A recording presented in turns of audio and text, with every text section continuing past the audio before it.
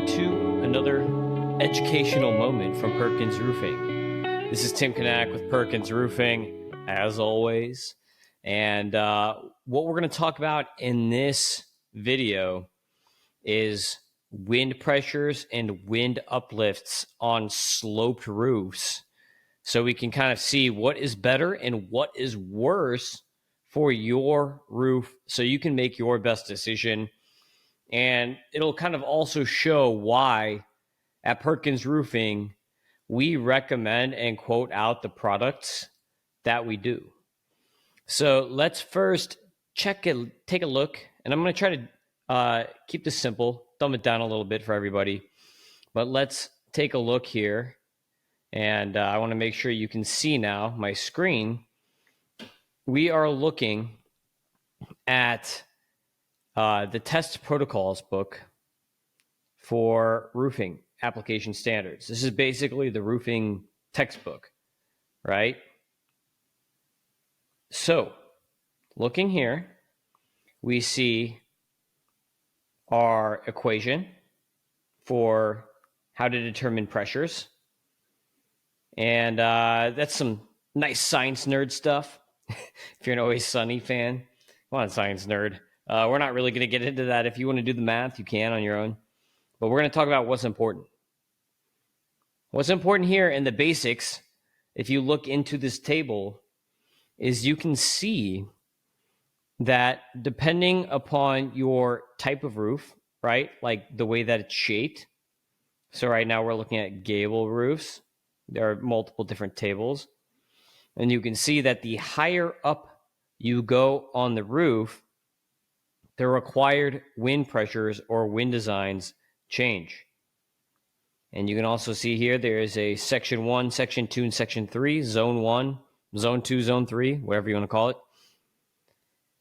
This changes depending upon the shape of the roof, but more often than not, zone 1 is the field, quote unquote, field of the roof, or dead man's zone, or whatever you want to call it, like no man's land, whatever you like, World War I, whatever you want to call it, between the trenches. The field is kind of just like the plain area of the roof where there's just regular roof, right? There's no cuts. There's nothing special.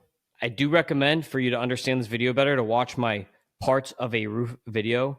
The field of the roof is just the wide open area of the roof. That's zone 1.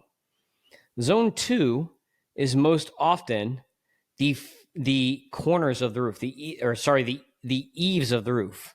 The eaves are like the ends of the roof, and sometimes the ridges of the roof are zone 2, hips and ridges. Zone 3 is usually the corners of the roof. So zone 2 is like the ends. Zone 3 are the corners, the very corners. And you can see the higher you get for mean height off the ground requires higher pressures, and especially at the corners or on hips, ridges, eaves. And you may have to add additional fasteners to hit these wind pressures in those areas. And you can see here there are a bunch of different charts depending on your shape of roof is what chart you're going to use. And they all max out at 60 feet. If you have an over 60-foot building, you're going to need engineered wind uplift calculations. So your engineer is going to have to come up with your wind uplift calculations to tell you how many fasteners you need to use, or what increased spacing for foam adhesive you're going to need for proper attachment of the roof. And that can vary depending on if you have parapet walls or not on a flat roof. But we're going to be talking about sloped roofs, so that will not matter for this application. And you can see here is the shapes of a gable roof. You can see here zone 1, the field. Zone 1, the field. You can see here, zone 3 are the corners. Here's your ridge. Here are your corners, zone 3. Here's your edges. Your rakes are zone 2. Your eaves are actually still zone 1 on this gable roof. And you can see it changes on this one. This little design here, the zone 3 is actually the ridge. So if you get a different angle, maybe a 4 on 12 versus 6 on 12, or an 8 on 12. It can change the zones of the roof. Here are hip roofs. It's the same thing, zone 1, zone 2, zone 3. Higher is more wind pressure. And this is all just page 92 through 97. You see of the 2023 Florida test protocols for roofing. You can see here on a hip roof, zone 3 is the eaves. Zone 2 is the hips and ridge. And zone 1 is the field. So that's kind of a general outline of what the wind uplifts look like. Just so you can see from a standard perspective, keep it simple perspective of roofing. The taller your roof, the higher wind pressures you need to meet. And depending on the type of roof, it will change the zones of the roof, zone 1, zone 2, and zone 3. And if you have walls on a flat roof, that will help you. If you don't have parapet walls and you're high up, that will hurt you on your pressures that you need to meet for your roof. Okay. So we're going to exit out of that. And now we're going to look at this. Hurricane roof damage. You can see here. You can see my little picture. I'm back. I'm back, baby. Get the sun out of my face. You can tell we're doing it live here on these educational YouTubes. No editing needed. One take, baby. All right. Let's look at hurricane roof damage. You can see here the winds that each category of hurricane is. A category 1 is 74 to 95 miles per hour. Category 2, 96 to 110. Category 3, 111 to 129. Category 4, 130 to 156. And Category 5 is 157 miles per hour plus. You can see these little texts here that kind of tell you what kind of damage you can expect for each category. Like you can see here, minor damage to older roofs, shingles, vinyl siding, and gutters for a Cat 1. Cat 2, major isolated damage to flat roof, shingles, and siding. Cat 3, major damage to most roof types. Some roof decks or roof sections torn from structure. Some frame homes destroyed. Cat 4, all roofs likely destroyed. Oh, wonderful. Unless you have a metal roof. Many metal roofs are built for Cat 4s. Roofs torn apart, exposing interior space of buildings. Some buildings irreparably damaged. Cat 5, catastrophic. Total roof failure, wall collapse, building collapse. Many buildings completely destroyed. That's why even in Florida, if you have a Cat 5 hurricane and you're going to get a direct hit from a Cat 5, you probably don't want to be there. Or even Cat 4. So if you have a Cat 4, Cat 5 that's going to directly hit you, that's probably when you want to leave. If you have Cat 1 or 2, it's probably okay staying most of the time. Cat 3, depending on your home. If you have concrete block and a metal roof, you're probably fine staying. If you have shingles and wood framing, maybe you want to leave. Just kind of a guideline, right? Now, I'm going to share this tool with you right here. I love this tool so much that I'm going to save it. I'm going to save it live right now as a bookmark. But you can see this converts design pressure, which is PSF, pounds per square foot, to wind speed, miles per hour. So what you can do is you can add in your design pressure, and then it's going to provide you with how many miles per hour of wind that equates to when you just type it in here. So that's pretty cool. Now, some of the products that we're going to go over are very good about giving you exact wind speeds, and some are just going to give you a PSF. So let's look at XT25. This is the CertainTeed 3-tab shingle, and I recommend CertainTeed architectural shingles. You can see here that the XT25 is rated only for 60 mile per hour winds. 60 mile per hour winds. That is not even a Cat 1 storm. This is why I do not recommend 3-tab shingles to anyone. If you are going to install a shingle roof, install a architectural shingle roof. Look at the Landmark Pro architectural shingles. They're rated for 130 mile per hour winds. Now, the difference between Landmark Pro and XT25 as far as materials, because the labor is the same, Same install no matter what type of shingle you're putting on. The labor is the same. The material difference between these two shingles installed is about $35 or $40 a square, which is 35 to 40 cents per square foot. Now, let's extrapolate that a little bit. I would say most homes, the roofs, are around 3,000 to 3,500 square feet. So let's say you have a 3,500 square foot home, nice size home. You might be looking at an additional $1,200 on your entire roofing project to upgrade from 60 mile per hour rated shingles to 130 mile per hour rated shingles for $1,200. That is probably less than 10% of the cost of the home. And you can upgrade from not even being category 1 safe to being able to be all the way through category 3 safe. Now, all of a sudden, category 1, 2, and 3, you're good to go for $1,200. That's a no-brainer. Anyone who watches this video who still picks an XT25, no offense, I like it, certainty. But anyone who picks a 3-tab shingle, after watching that video, if you live in Florida or if you live anywhere really where if you're coastal and you still pick a 3-tab shingle, you need to get your priorities straight. That money is very well spent. Look, that's the difference for 35 squares. $1,255. Get your priorities straight. Drink a little less Starbucks, maybe.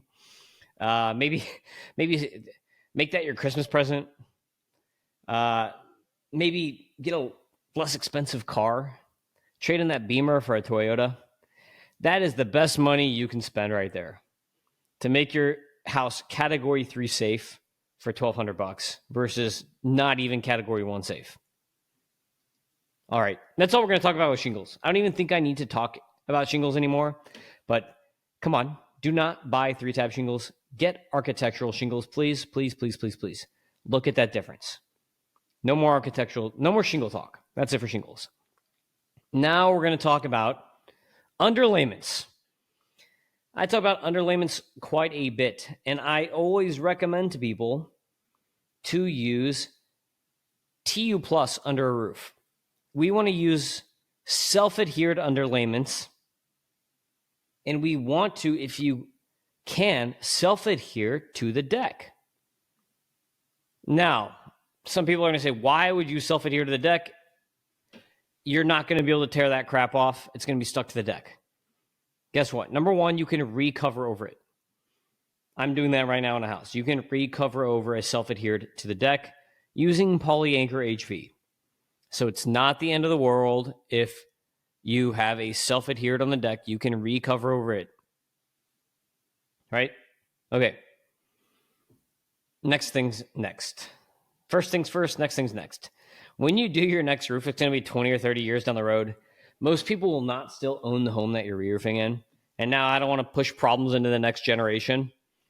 We've had enough of the boomers doing that, right? Some people laughed at that and some people hate that right now. But thanks, boomers, for shifting all your problems to us. No, I'm just joking. I love you, boomers. My parents, they're mad. No, I'm just joking. Anyway, if you can't take a joke, don't watch. You're not a fan of me if you can't take a joke. I joke around. So when you install 30-pound felt, and this is for Tamco 30-pound, which is pretty inarguably the best 30-pound on the market. Tamco is great 30-pound. Most 30-pound suck. Tamco, if you're going to use 30-pound, that's the one you want to use. But you can see here that the uplift design pressure is minus 67.5. And they're all going to be negative. You want to be a higher negative number is better. So let's plug this into a little calculator and see what we come up with. I haven't played with this tool yet, so let's see how accurate it is. Oh, it won't let me do 0.5s, I guess. Okay, so let's just round it up to 68. Calculate. Wind speed 163 miles an hour. I don't know if that's right. Seems really high. Let's see. Maybe this is meant for DP instead of pounds per square foot. very possible. We may need another tool. No, I think this is accurate. 68. Okay, so 163 miles per hour. Maybe that's accurate. That's for Tamco mechanically fastened. Regardless, we're gonna work this up. We're gonna beat this up, right? So Tamco mechanically fastened is a minus 67.5. Keeping in mind that higher is better. Now, we're going to look at Tarco, which is a self-adhered underlayment. Tarco, so you see, Tarco, self-adhered underlayment, cheaper than polyglass, but it also doesn't perform as well. So as you'll see, stuck straight to the deck is a minus 105. See, wood, not insulated. This is self-adhered straight to the deck. Minus 105. Now, Boral tile seal, 60 mil underlayment. A lot of the time when I see people not using TU+, they're using Boral tile seal direct to the deck.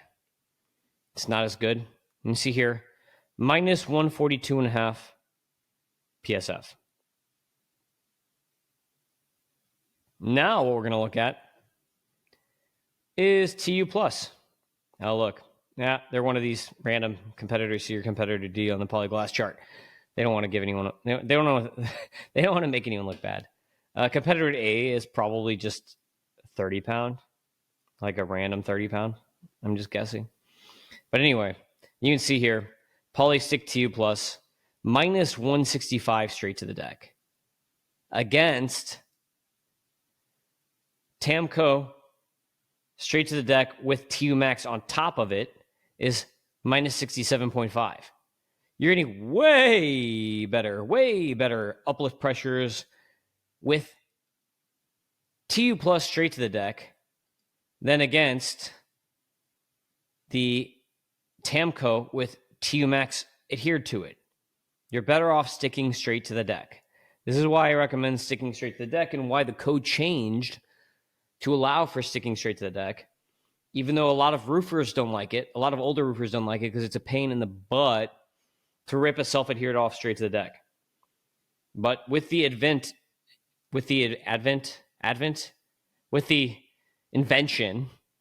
of Polyanchor HV, we can now recover over a self-adhered straight to the deck. And it's not that bad. Worst case scenario, you're changing all the plywood. You can rip off self-adhereds. I've done it. I have a YouTube video of us doing it on the West Coast. You can do it. It's not easy. You'll still have residual tar on the plywood, so you can't really see the plywood too well. If you don't rip off the self-adhered, then you can also resheathe the whole house if you need to. That's expensive. You're better off recovering directly over it. I understand, though, why people would want to attach to the deck, because if you do put the Tamco down next time you re-roof, if you're young and you're going to have another roof coming in 20, 30 years, it's going to be a cheaper demo next time around than if you have to recover over it, or if you have to, rip off and resheathe. That's going to be expensive. So I do understand why you would want to anchor down straight to it. But living in Florida, with the winds that we have to deal with and these storms that are coming like every year now, I am going to self-adhere still straight to my deck, and I would recommend that other people do the same. Even though if you put an extra anchor barrier down, it's actually a more expensive roofing system, so it's more money for me. I don't care. I'm just going to shoot you straight. You pick what's best for you, right? I'll give you the pros and cons, and you do what's best for you. Now let's look at this TU Plus. I'm still going to assume that this calculator is right. It might not be right. So TU Plus, you see wind rating of 253 mile per hour winds. That's Cat 5, straight to the deck. So that's good. Maybe the deck comes off and the TU Plus stays still down to the deck. I don't really know how that works, if this is an accurate calculator. Hopefully it is. Someone's going to comment and tell me this calculator's off or this calculator's great. I don't really know. We'll see. This is the first time I've used it. We're doing it live, baby, on this video. All right. I think that is enough of the TU Plus. You can see that that's why I recommend the TU Plus, which is 80 mils. So you're getting more thickness and you're getting better wind rating against using synthetics or using which synthetics aren't even attached with nails and tin caps. They're attached with like plastic tin caps. So I'm sure that the wind pressures on that is even worse than the 30 pound.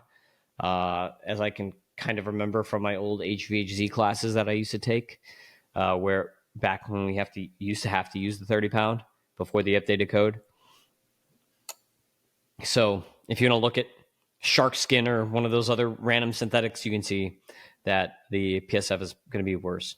Now, this is interesting to me. I'm going to just call this out real quick. You can see that if you attach a double layer 2-ply system to the plywood, you get even better pressures. So if you attach MTS Plus and TU Plus, not only are you going to get 60 mils plus 80 mils, 140 mils thickness, but you are also going to get a minus 202.5 per square foot wind resistance on that roof. That's awesome, especially for very high buildings. That's why in many of my videos where I've roofed on high rises, you'll probably see multi-layer. They want the 30-year warranty. They want the extra thickness. They want the secondary water barrier insurance credit, and you want the additional PSF that you get from installing double layer.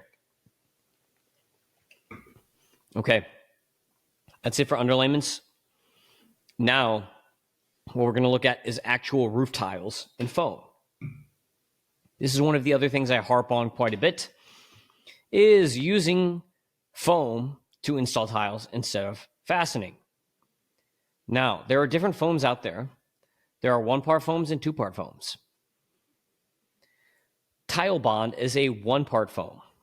You can see on Tile Bond's application data sheet, they say up to 110 mile per hour wind uplift. So this is only 110 mile per hour rated, whereas we already saw that the landmark architectural shingles are 130 mile per hour wind rated. Go figure. You can get, though, see, they have on here an option for 140 mile per hour wind uplift rated, but you have to use double patty. You have to put 2 patties instead of 1 to get that additional 140 mile per hour wind uplift. Now, if your roofing installer is using Tile Bond, I can almost guarantee you that they don't know about this and they're not putting 2 patties down, because the whole purpose of using Tile Bond, which is a 1-component foam, is that it's cheaper because it's 1 component, and it's easier to move around the roof because it's 1 component. So you can actually bring it up on the roof with you. So if you're doing a high rise or something, it can make sense, because then you don't need to bring up 2 giant tanks onto the roof with you. You can just bring up this small little handheld 1-part foam. Makes it a lot easier to do the job.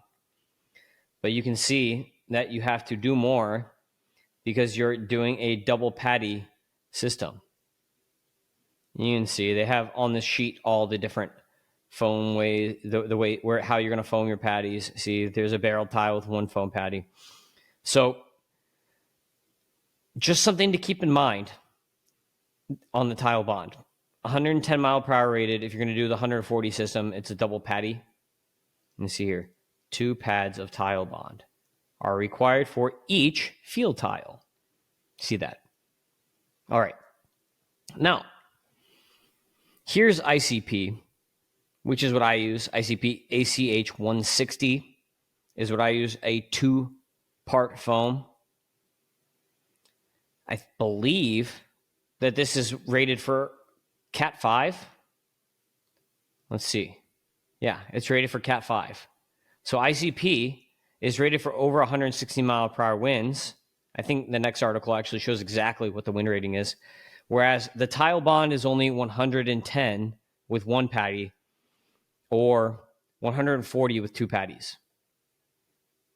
So it's very important to make sure that you ask your roofing contractor what foam they are using to install the tiles, because you're going to get a wide variance of how well your tiles are installed depending on what foam they're using or if they're screwing the tiles on. And we'll talk about screwed in tiles in a second.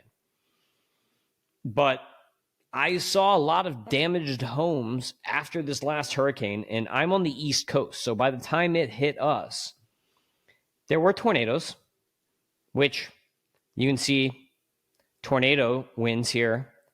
An F0 tornado is 65 to 85. F1 is 86 to 110. F2 is 111 to 135. The ICP is rated for F4 tornadoes. F5 tornadoes are like world enders. Like, yeah, you only see those things in like Texas. You're not going to get those in Florida, I don't think. We had some bad tornadoes during the hurricane, but I can't recall if they were F4. I think they were only like F2 and F3 tornadoes from what I read. I might be wrong on that, but I don't think anything got to F4, F5 rated. So just important to keep in mind when you're running into tornadoes during hurricanes, because I did have a lot of people commenting on my last metal roof video.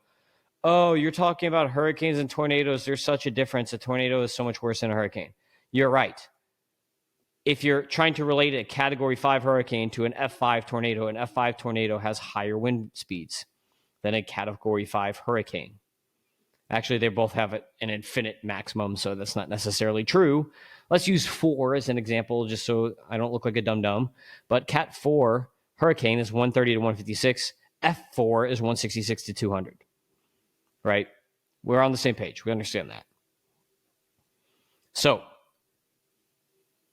the wind speed is what you're really going to be looking at here. The wind speed is what's important, not the category. Because the category, if you're trying to compare tornadoes and hurricanes, gets very confusing. But you can see here, the two, on a medium patty, you're only going to have one patty here, see? One patty on your tiles, your 13-inch tiles, with the ICP. And every tile has its own way of install. You can see here's your double roll, where you're going to put your foam patties. Here's your S tile. And you're going to have either medium patty versus large patty. See, here's large patty, one large patty. It tells you the dimensions of the patty. And you have to install by that. And anytime that you are doing a tile roof with foam, you have to get an uplift test on the tile roof to pass your final inspection. They're not going to uplift for wind speeds, though. They're only going to uplift to make sure that when they're using their little golf putter, which is basically what it looks like, the little tool looks like a golf putter to lift up on the tile, that it doesn't pop right off. That's all they're checking. If it pops right off or breaks, then fail. But if that doesn't happen, that's all that matters. They're not testing for wind speeds. Now, their little putter does have a little PSF on it, so it does show pounds per square foot, but it's not a one-to-one correlation, just a little versus a storm that's hitting for hours at a time. So keep that in mind. All right. We're going to look at this article here in adhesivesmag.com. This article is called basically Expert Insights for Navigating Single and Two-Component Roof Tile Adhesives. So you can see it's not just me talking. There are other people who are writing about this stuff. You see right here, there they are foaming the tiles down. Picture, beautiful picture. This is what I want to bring up here. Two-component polyurethane adhesives maintain the highest available levels of wind uplift performance. We've talked about that. So why would anyone use a single component?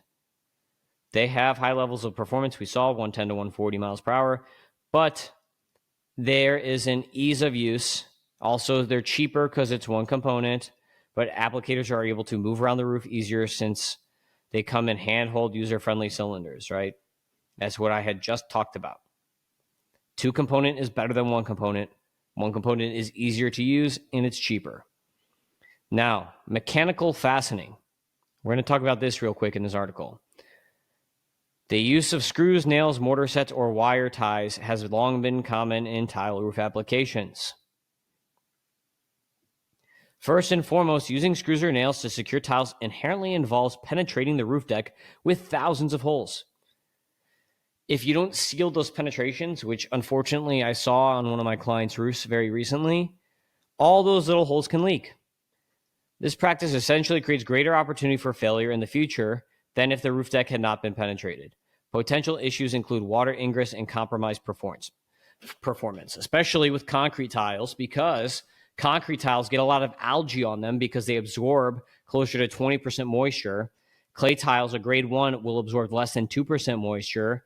and that moisture on the concrete tiles will turn into algae because they are absorbing moisture. They will crack on their own from the moisture absorption, and they will also get algae on them, which you then need to clean because HOA will write you a nasty little letter saying you have to clean your roof. So you hire some pressure cleaner, and some big dude comes up on your roof walking around on your tiles with a 1500 psi blasting your roof with a pressure cleaner, and that's going to cause movement of those tiles. The fasteners are going to move, and even if the fastener holes were sealed before, now they're not because of the movement. That can create leaks. Happens all the time. From my experience, mechanically fastened tile roofs will only last closer to the 15 to 20 year mark, whereas if they're foam adhered, they'll last closer to 18 to 23 years. So you'll get an additional 3 to 5 years of roof life with foam against mechanically fastened here in South Florida, that is. Also, secondly, nails and screws must be applied with the right amount of pressure without compromising other components. Too loose can contribute to future performance issues, especially in high wind. Too forceful can cause the roof tiles to crack or break. Very true. Now, if you're installing tiles at a 6 on 12 or greater slope, or actually not 6 on 12, a 7 on 12 or greater slope, there are hybrid systems you can use where you can do fasteners and foam at the same time. And there are also fastener systems because the wind uplift is too high for the foam. Foam is very great for 6 on 12 and lower.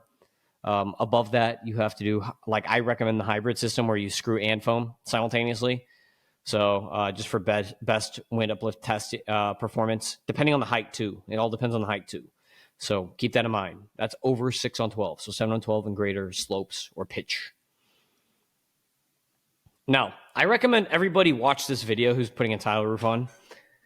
And again, make sure that your installer is using 2-part foam. I like Polyset. Used to be made by 3M. Now it's ICP.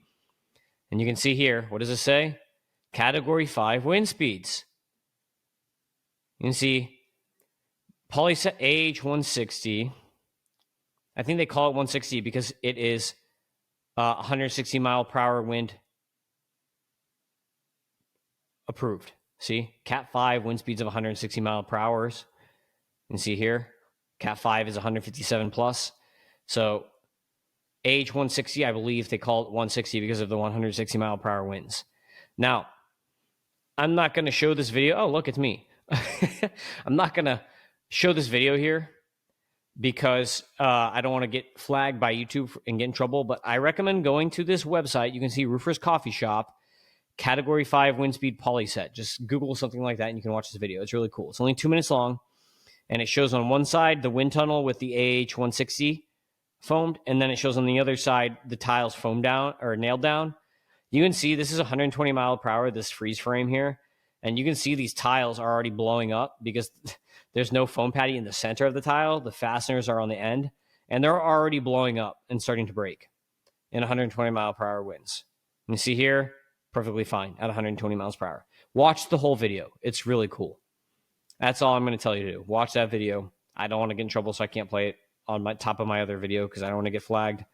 But you can see here for steep slope applications, Polyset adhesives are approved for use in most stringent high wind regions. Steep slope is anything over 2 on 12. So just keep in mind that if it is 7 on 12 or greater, you have to do like a hybrid combo.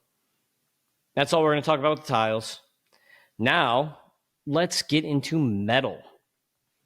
I pulled up here. I use Gulf Coast panels primarily for metal.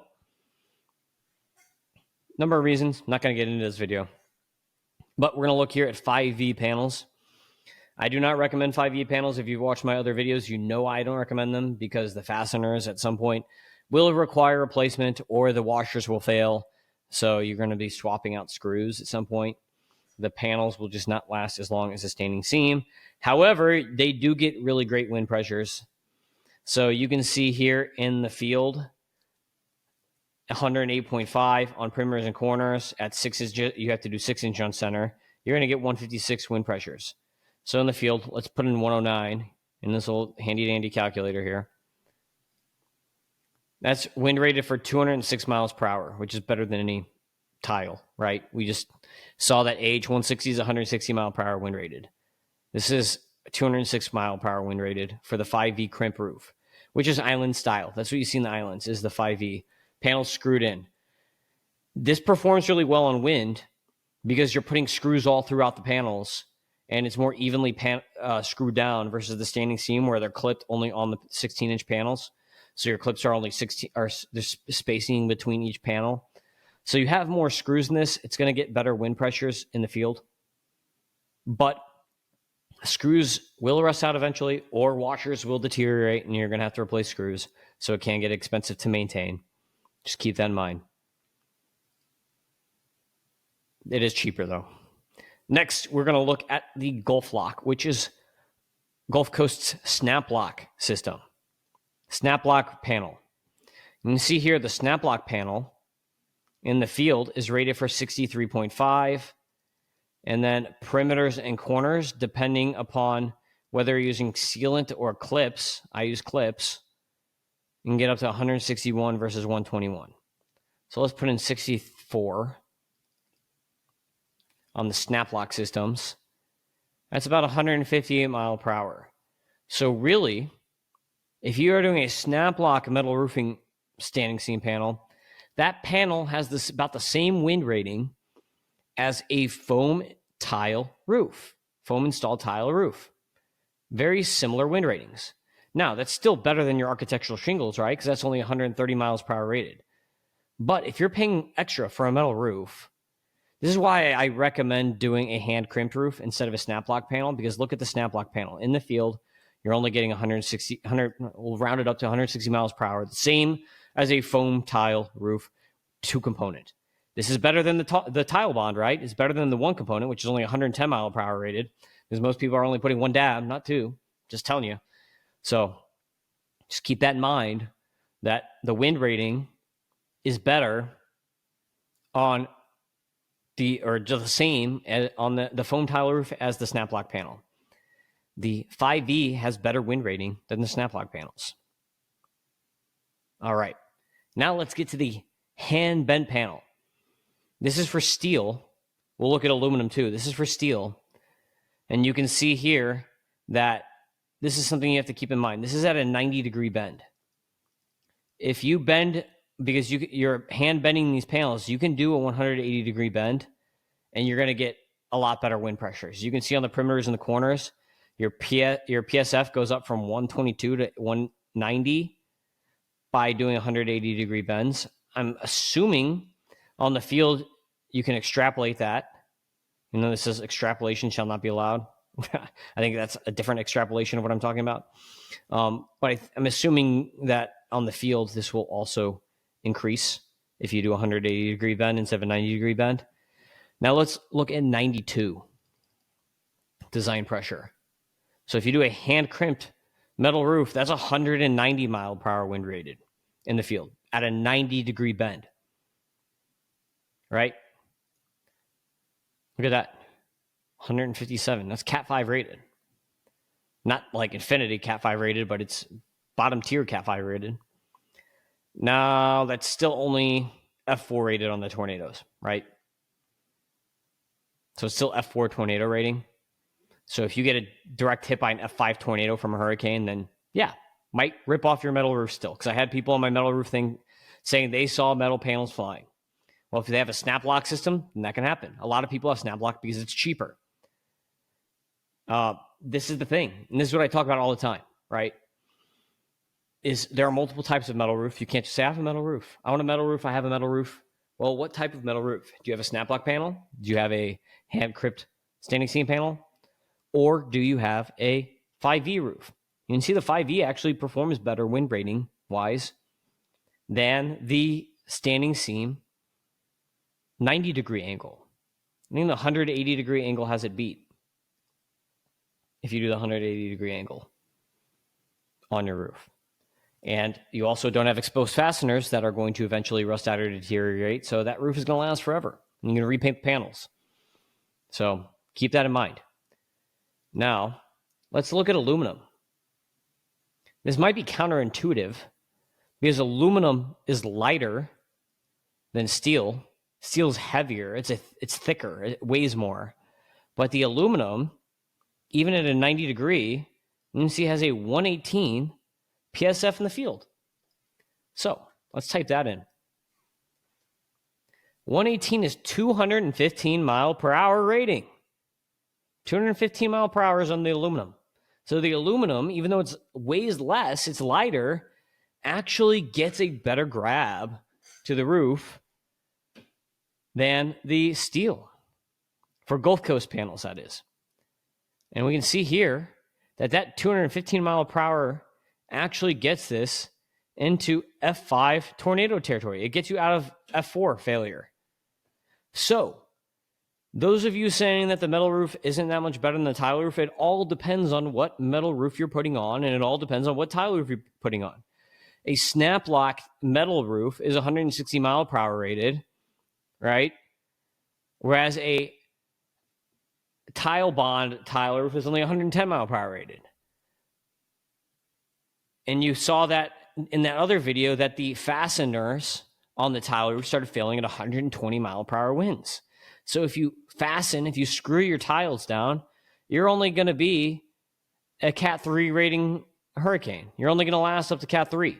You're right there with architectural shingles. There's no better. You might as well just get architectural shingles if you're going to screw your tiles down, because you're going to spend double the money and get the same exact functionality. I hope this all makes sense. So to recap, we're going to recap this real quick, right? Real quick here. TU Plus, direct to the deck underlayments are going to outperform other TU. You see the TU Plus is better than the other self-adhered underlayments direct to the deck, right? That's why I use TU Plus. That's why I use XFR for under metal. That's why I use MTS and IRXC under shingles. Better performance, better uplift ratings than the other self-adhered on the market. And it performs a lot better than synthetics and 30 pounds attached straight to the deck. So that's thing number one. Thing number two, 3-tap shingles, stay away in Florida. It's stupid. 60 mile per hour, that's nothing. You don't want 3-tap shingles. Pay the extra little money for the architectural shingles, 130 mile per hour rated. Now, if you are going to do a tile roof, make sure that you are getting ICP adhesive so that you're at least 160 mile per hour rated. It gets you into the Cat 5 territory, where basically Cat 4 and under won't destroy your house. So if you're going to pay the money, which is about 170% more than a shingle roof for a tile roof, or if you live in the HOA, foam your tiles down. The screws are cheaper than foam, and the 2-part foam is more expensive than the 1-part foam. So make sure that you're doing the 2-part foam, because the 1-part foam and the screws are only going to get you between 110 to 140 miles per hour of wind, whereas the AH160 is going to get you 160 mile per hour of wind. Now, if you're doing metal, don't do the snap lock. Either, if you want to be cheap, just do the 5E, screw it down, knowing that you're going to have to replace screws in 20, 25 years. It's just going to happen. It's going to cost a lot of money. You're going to hate it when you have to do it, but it's going to happen. I have videos of us doing it.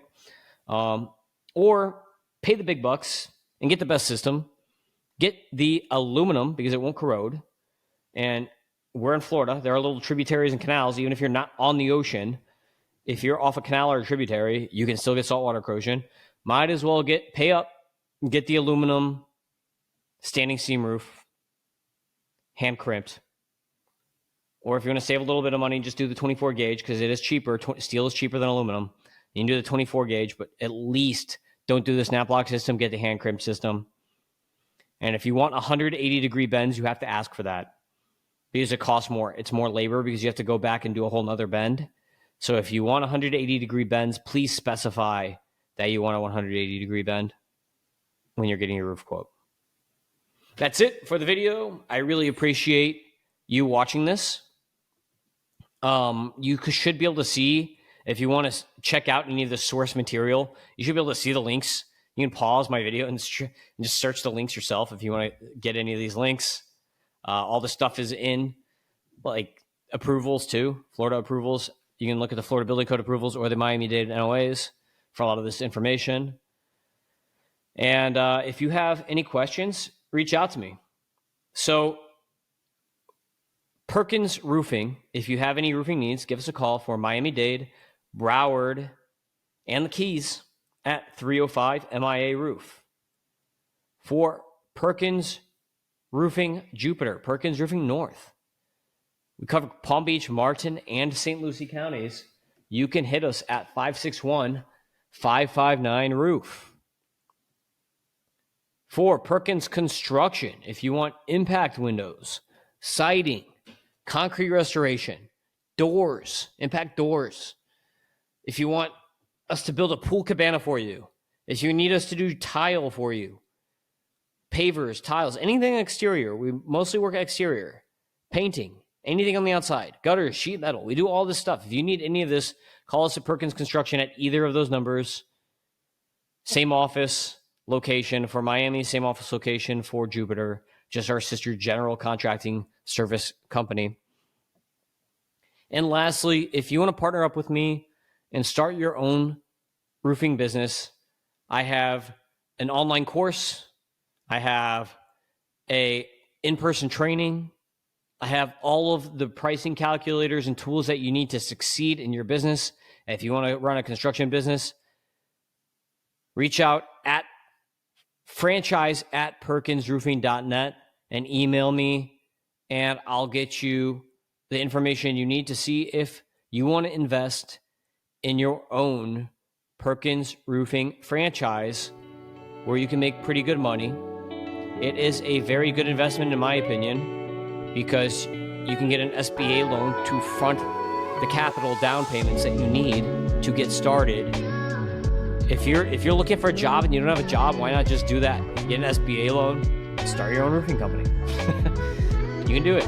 I came from teaching. I had no construction knowledge when I got into this business. I was a teacher, and I have a degree in broadcast journalism. So literally knew nothing when I got into this industry, and that's the way I designed the classes, is for people who don't know much about construction and you want to get started and you want to get on this journey. Then I am here to teach you and help you make money. I have a ton of territories available in Florida.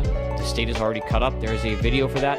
Check that video out and let me know if you want your own Perkins Roofing franchise. Highly recommended. It is good money. It is fun. You're outside a lot. You're not on the computer all day. I quite love my job. And then that's about it. I hope this video is very helpful to you. Wind pressures on slope roofs. How to figure out what to put on your roof. That is the gist of this video. Peace out, everybody. See you next time. Thanks for watching. And, subscribe. Please subscribe to the YouTube channel. Please subscribe to our Facebook and Instagram and all that stuff. And also, please leave me a Google review if my videos are helpful. Just go on Perkins Roofing Miami or Perkins Roofing Jupiter and leave a nice review for Perkins Roofing saying that I helped you. Even if you're in a different state, even if you're in a different country, I have people from different states and countries that watch my videos all the time. If this is helpful for you, the best thing you can do to show your appreciation for my videos and all this free content I'm providing to you is to leave me a nice little Google review. It takes 5 seconds. Even if you don't leave a review and write something, just put 5 stars, put Tim's cool or Tim rules or something like that. Really appreciate it. All right. Thanks, everybody. Peace out.